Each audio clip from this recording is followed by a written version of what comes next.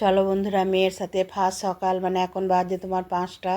আমি আর মেয়ে বেরিয়ে পড়েছি, মানে একটু মেয়ের দোকানের দিকে যাব আজকে। কারণ মেয়ে প্রায় 1 মাসের কাছাকাছি দোকান খুলতে পারেনি। তোমাদেরকে বলেছি ওর শরীরটা ভীষণ খারাপ। ওর পিঠে একটা বিশাল বড় ফোঁড়া হয়েছিল, জানো তো। দিয়ে ফোঁড়াটা থেকে সিস্ট হয়ে গিয়েছিল, সেটাকে অপারেশন করতে হয়েছে। তো এখনও পুরোপুরি মানে ব্যথাটা আছে, এখন অনেকটাই সুস্থ হয়েছে। দিয়ে মেয়ের দোকানে গেলাম। দোকানে গিয়ে দেখো দোকানটা একটু পরিষ্কার করে সব ঠিকঠাক করে তারপরে তোমার এই ফুলের দোকানে চলে এসেছি, একটু ফুল কিনছি। আর তোমার মেয়ে এত মেঘ করে গেল না, মেয়ের দোকানে আসার পর সঙ্গে সঙ্গেই মনে হলো যেন মানে সন্ধে হয়ে গেল, যেন এত অন্ধকার করে এলো, জানো তো। মেয়ে তখন ভয়ে সঙ্গে সঙ্গে বলছে, মা বাড়ি যাবে? আমি বলছি না, এসেছি যখন তোর দোকানটা পরিষ্কার করেই যাব। এরকম ওয়েদার তুই পাবি, এরকম ওয়েদার পাবি না। দিয়ে তারপরে দেখো ফুল কিনলাম। ফুল কিনে এখানে আমার হাজবেন্ড যেখানে সবজি বাজার করতে আসে সেই জায়গাটা এসেছি। যেখানে কিছু আম আর লিচু কিনে নিচ্ছি, কারণ এখন তো আম আর লিচু দেখো চারিদিকে, কিন্তু দেখে শুনে তো নিতে হবে, সব জায়গায় নেওয়া যাচ্ছে না। দিয়ে মেয়ে আর আমি কিছু আম আর লিচু এখানে এসে দেখে শুনে একটু নিলাম। 2 কিলো মতো আম নিলাম আর 1 কিলো মতো লিচু নিলাম। লিচুটা খুব ভালো। হাজবেন্ড 3-4 দিন 3 দিন মতো এনেছে, কিন্তু খুব একটা ভালো পায় নাই। আজকে দেখলাম লিচুটা খুব সুন্দর, আর এর কাছে আমগুলোও খুব সুন্দর। তবে বাজারে এখন খুব কম লোক, সেরকম কেউ আসে নাই। ওই 2-4 জন এসেছে, এগুলো সব পরিচিতর মধ্যে, দিয়ে এদের কাছে নিলাম। এর কাছে লিচু নিইনি, এর ধারে আগে একজন ছিল, ওর কাছে নিলাম। দিয়ে তারপরে মেয়েকে বললাম, দেখ অনেক সকালে বেরিয়েছি, এখন বাজছে তোমার 8টা। আমি বললাম চল একটু চা খাই গা। দিয়ে চা খেতে গিয়ে দেখছি 4-5টা ডগিরা চলে এসেছে। তখন আবার কি করব, ওদের জন্য 2 প্যাকেট বিস্কুট কিনলাম, কিনে ওদের সবাইকে দিলাম। দিয়ে আমি চাটা খেলাম। মেয়ে আমাকে বলছে, মা দেখো তোমার চাটা যেন পড়ে যায় না। আমি না না পড়বে না। আর ওরা খাওয়ার জন্য কেমন করছে দেখছো। আহা, ওদেরকে তো কেউ দয়া করে যেটুকু দেয় সেটুকুই ওরা খেতে পায়, কারণ ওদের তো চেয়ে খাওয়ারও ক্ষমতা নেই, আর ওদের যে কারো কাছে নিয়ে খাওয়ারও ক্ষমতা নেই। ওদের জন্য সত্যিই খুব কষ্ট হয়, কিন্তু মানে কিছুই করার নাই। আমরা যেটুকু পারি সেটুকুই করি। ওই 2টো বিস্কুট দিয়ে কি ওদের পেট ভরে না। আমি ভালোবেসে আর আমি মানে যেটুকু পারলাম ওদের দিলাম। এই ভালোবাসাটা ওরা হয়তো আমার চিরদিন মনে রাখবে।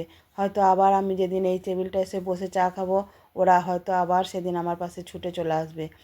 আমার খুব শুভ ভালো লাগে সকাল ওদের। বন্ধুরা, হ্যাঁ। কেমন আছো সবাই? মামনি রূপকথা নতুন একটা ব্লগে তোমাদের সবাইকে স্বাগত। তোমাদের সাথে নিয়ে পাশে নিয়ে আজকের ভিডিওটা এই দেখো, লিচু দিয়ে শুরু করছি। এই নিয়ে 4বার লিচু এলো, আজকে আমি নিজে হাতে কিনেছি।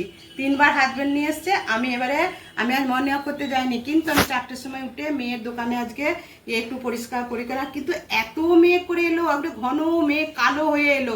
মেয়ে খালি বলছে, মা বাড়ি চলো বাড়ি চলো। আমি যে এই ওয়েদার তুই পাবি? আমি ওই জন্য সব পরিষ্কার পরিচ্ছন্ন, কিন্তু তোমাদের না দেখাতে পারিনি, কারণ মানে রোদ হয়ে যাচ্ছে তো তাড়াতাড়ি করছিলাম। যে সব পরিষ্কার অন্যদিন গিয়ে তোমাদের দেখাবো। পরিষ্কার করে সব ইয়ে করে একটু বাজার ঢুকলাম। বাজারে দেখো লিচু নিয়ে এলাম। এই লিচুটা 150 টাকা কেজি নিয়েছে। আর দেখো আম নিয়ে এসছি, এই দেখো হিমসাগর আম। আম নিয়েছি 2 কেজি। এটা নিয়েছে তোমার 50 টাকা কিলো, 60 টাকা বলে 50 টাকা কিলো এই নিয়ে এসছি। আর ঠাকুরের জন্য দেখো জিনিসটা, এই দেখো ঠাকুরের জন্য আমি পদ্ম ফুল নিয়ে এসেছি, 2টো নিয়ে এসেছি। আর বেলপাতা কিনে নিয়ে এসেছি। আর তোমরা তো জানো আমার কাছে প্রচুর ফুল ফোটে, ওই জন্য ফুল আর কিনি নাই। এই 2টো ফুল নিয়ে এসেছি, পদ্ম। জয় শ্রীরাম। তারপরে দেখলে তো কী কী বাজার করেছি, সবই তোমাদেরকে দেখালাম। পদ্ম ফুল কিনেছি, আম কিনেছি, লিচু কিনেছি। এসব কিনে তারপরে দেখো ঘরে এসে সব টুকটাক কাজ সেরে নিয়ে আবার চা বানালাম।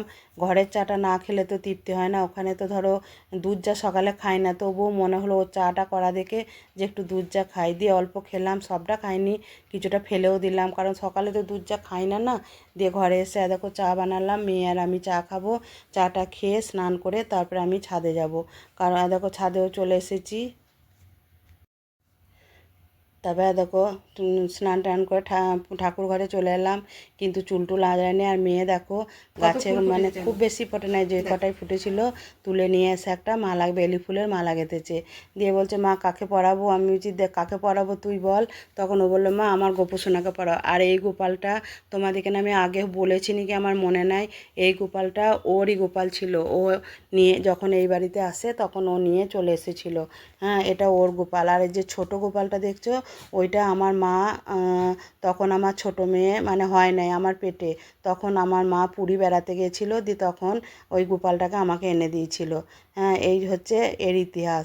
দিয়ে তারপরে দেখো আমি গাছের ফুলগুলো সব তুলে নিয়ে সব করে, আর দেখো আমি তোমার পদ্ম ফুল দুটো এনেছিলাম, খুব সুন্দর দেখেছো? পদ্ম ফুল দুটো এত বড় না, তোমাদের কি বলবো, কিন্তু তোমরা বিশ্বাস করো যে ওই দামে আমি পেয়েছি। তোমরা আন্দাজ করো তো যে কত দাম নিয়েছে। ফুলগুলো যেন 5 টাকা করে দাম নিয়েছে। আমি তো মানে ফুল দুটো কিনতে গিয়েই অবাক হয়ে গেলাম। আমি হয়তো মনে করলাম 20 টাকা করে নেবে, কিন্তু ও 5 টাকা করে নিয়েছে। যাই হোক, পুজো টুজো করে নিচে চলে এলাম। কালকে রাত্রেবেলায় কিছু খাই নাই, শরীরটা ভীষণ খারাপ ছিল। দিয়ে অনেকগুলো ভাত ছিল, দিয়ে ভাতগুলো দেখো আমি ফ্রিজে ভরে রেখেছিলাম।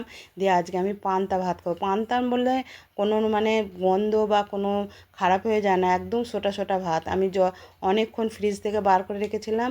দিয়ে আমি আর দেখো আমি জল দিই নাই, দিয়ে আমি আর বড় মেয়ে খাবো। আমি বড় মেয়েকে জিজ্ঞেস করলাম তুই খাবি? বললো হ্যাঁ মা আমিও খাবো। দিয়ে আমি আমার হাজব্যান্ডকে দিয়ে দেখো চপ আনা করালাম। আমাদের এখানে পাশেই চপ তৈরি করে, দিয়ে ওকে দিয়ে ওকে হাজব্যান্ডকে দিয়ে 6টা মতো চপ আনা করালাম। আমি 4টে মতো চপ পেঁয়াজ লঙ্কা দিয়ে ছেনে আমি ভাতটা খাবো। চলো তাহলে এগুলো ছেনে নিয়ে তাহলে মানে আমি আর মেয়ে খেয়ে নিই গা, দিয়ে তারপরে রান্নাঘরে আসছি। আর দেখো খাওয়া দাওয়া করে আমি রান্নাঘরে চলে এসেছি। চলো থালায় রান্নাটা করি গা। তবে রান্না করতে করতে সকাল থেকে আমি মোবাইল দেখতে সময় পাইনি। তা আজকে একটা খুব দুঃখের ঘটনা শুনলাম, যে আমি মানে ফেসবুকে ওরা ব্লগ করতো, তা সায়নী বলে, আমিও ফেসবুকে মানে ভিডিও দিই। তা দেখে আমি ওদের ভিডিওগুলো খুব দেখতাম। ওরা খুব পশুপ্রেমী জানো তো। ওদের সুন্দরী বলে একটা গরু আছে, তাকে নিয়ে ওরা এত আদর যত্ন করে, এত খেতে দেয়। তারপরে পথ কুকুরদের ঘরেও কত কুকুর বিড়াল সব এত খেতে দেয়। মানে সে মেয়েটি আজকে শুনলাম না, কিছুদিন আগেও ওর ভিডিওটা দেখলাম, যে ও বুলেট চালিয়ে একটা ব্ল্যাক কালারের শাড়ি পরে ও কলেজে যাচ্ছে। খুব ভালো লাগে ওর ভিডিওগুলো দেখতে। তারপরে ওরা বেড়াতে গেছিলো, সেখানেও দেখছি ওর মা যে রুমে আছে সেখানেও কুকুরদের নিয়ে খাবার দিচ্ছে, বিস্কুট দিচ্ছে। তারপরে দেখে খুব মানে কষ্ট পেলাম। আমার বলা, জীবনে যাই আসুক, যত দুর্যোগই আসুক, যে জীবনে তুমি চলে গেলে তোমার মা কী করবে সারাটা জীবন? তোমার মায়ের যে কোলটা খালি হয়ে গেল সেটা তুমি বুঝলে না। কি এখনকার ছেলে মেয়েদিকে না আর কি বলবো, মানে আমাদেরই কত কষ্ট হচ্ছে, তাহলে ওর মায়ের কতটা কষ্ট হচ্ছে সেটা ভাবা যাচ্ছে না। যাই হোক, দিয়ে তারপরে দেখো রান্নাঘরে এলাম। রান্না করে আজকে তোমার সেরকম কিছু রান্না করব না, কারণ আমি তো একবার ভাত খেয়েছি, আমার তো আর মনে হয় না দুপুরে খাবো বলে। কিন্তু হাজবেন্ড যা করবে আমাকে খেতে বাধ্য করবে জানো তো, বলে দুপুরবেলা আবার দুটো ভাত না খায়। দিয়ে তারপরে দেখো চিমনিটা চালাইনি, চিমনিটা একবার চালিয়ে দিলাম, কারণ একটু দেখবে কোনো ফোড়ন টোড়ন দিলে লঙ্কাটা খুব ঝাঁঝ ওঠে, আর বাড়ির সবাই মানে কেসে হেসে মরে যায় একদম। দিয়ে যাই হোক চিমনিটা চালিয়ে দিলাম। চলো আজকে শুধু পটল আলুর ডিম দিয়ে মানে ঝোল করব। হাজবেন্ড বললো আজকে ডিমের মানে অমলেট করে তরকারি করবে, আর সিদ্ধ খেতে আর ভালো লাগছে না। আর সত্যি করে গরমটাও তো খুব পড়েছে ধরো, কিন্তু মেঘ একটা ঘোরাঘুরি করছে, এর মধ্যেই বৃষ্টি তো হবেই। আর আলুটা আমি একটু সিদ্ধ করে নিয়েছিলাম, যদিও চন্দ্রমুখী আলু, আমি একটু অল্প করে গরম জল দিয়ে ফুটে উঠেছিল আর অফ করে দিয়েছিলাম। দিয়ে দেখো 3টে ডিম বার করেছি। তোমার 2টো ডিম আমি অমলেট করব, আর একটা সিদ্ধ করব। রায় আবার ডিম সিদ্ধ ছাড়া খায় না। দিয়ে তোমার 2টো ডিম অমলেট করব, আগে তরকারিটা করে নিই, আর দিয়ে তারপরে ডিমের অমলেটটা করে ওতে দিয়ে দেবো। আর দেখো ডিম দুটো আমি ফেটে নিচ্ছি, ফেটে নিয়ে রেখে দিচ্ছি, তরকারিটা হয়ে গেলে তারপরে করব।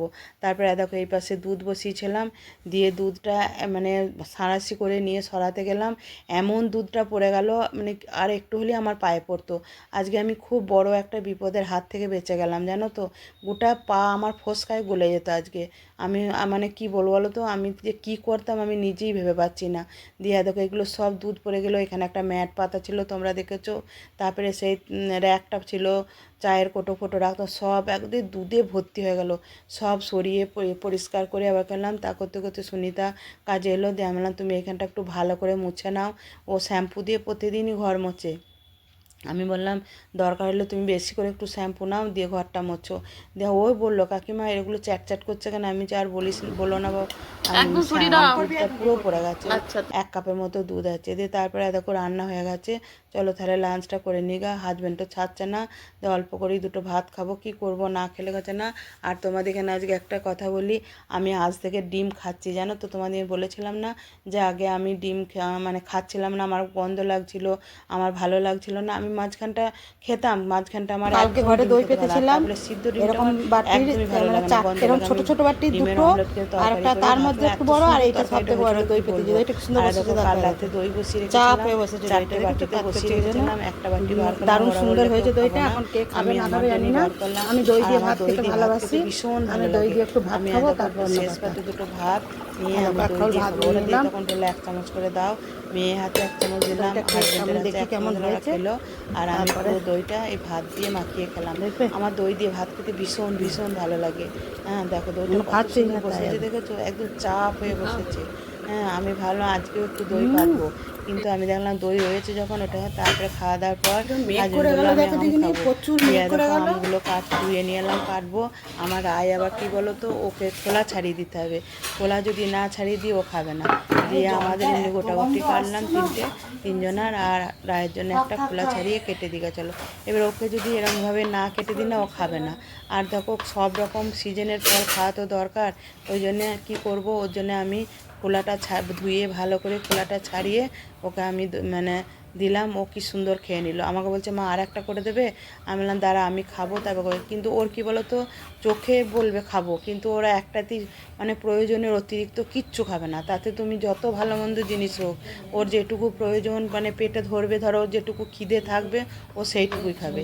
তার যদি অতিরিক্ত হয় ওর পাতে পড়ে থাকবে। ভাত দাও, মুড়ি দাও, যত ভালো ভালো খাবারই দাও, ও প্রয়োজনের অতিরিক্ত খায় না। তারপরে দেখো সন্ধ্যাবেলা একটু হাজব্যান্ডের সঙ্গে বেরিয়েছিলাম, দিয়ে ফুচকা এনেছি, সবাই মিলে ফুচকা খাচ্ছি। হাজব্যান্ড কীরকম ফুচকা খাচ্ছে দেখো।